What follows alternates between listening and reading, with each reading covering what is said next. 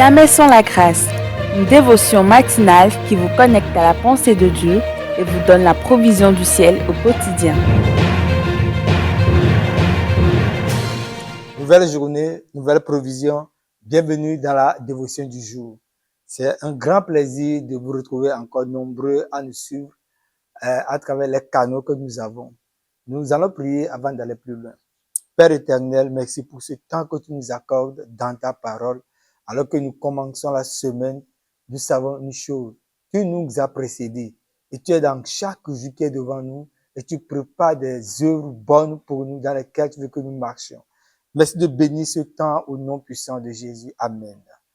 Alors, cette semaine, j'ai le privilège d'être avec vous à travers la dévotion matinale et nous allons parler d'un petit sujet, mais très profond, qui sera intitulé « Où demeures-tu » ?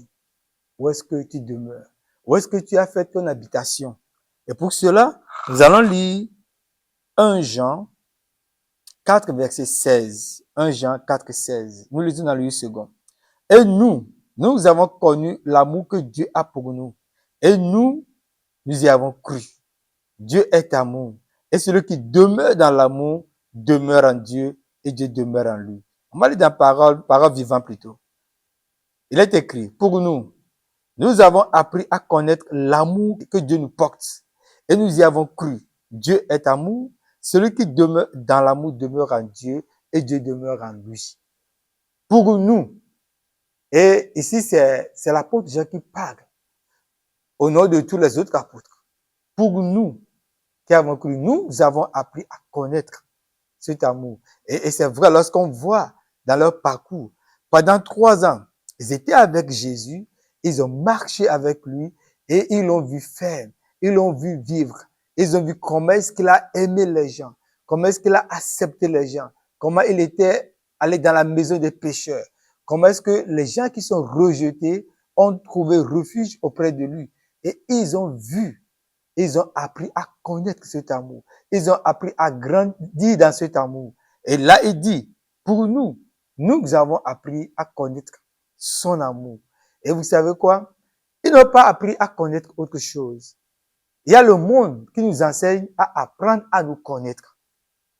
Chers frères et sœurs, si tu cherches à te connaître, tu vas découvrir que l'échec, tu vas découvrir que le péché, tu vas découvrir que des imperfections, tu seras déçu de toi-même.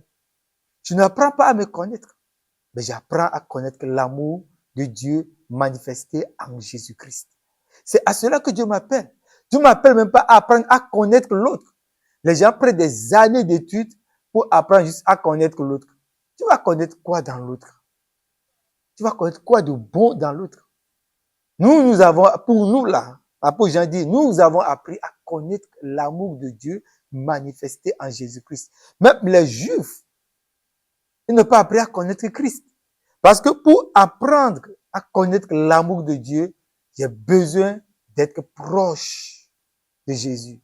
C'est dans la proximité que j'apprends à le connaître. Si je suis loin de lui, je ne peux pas le connaître. Et les pharisiens étaient restés tellement loin de lui. Et qu'est-ce qu'ils faisaient? Ils sondaient les Écritures. Et Jésus va dire, mais vous sondez les Écritures? Vous faites bien. Mais vous ne venez pas à moi.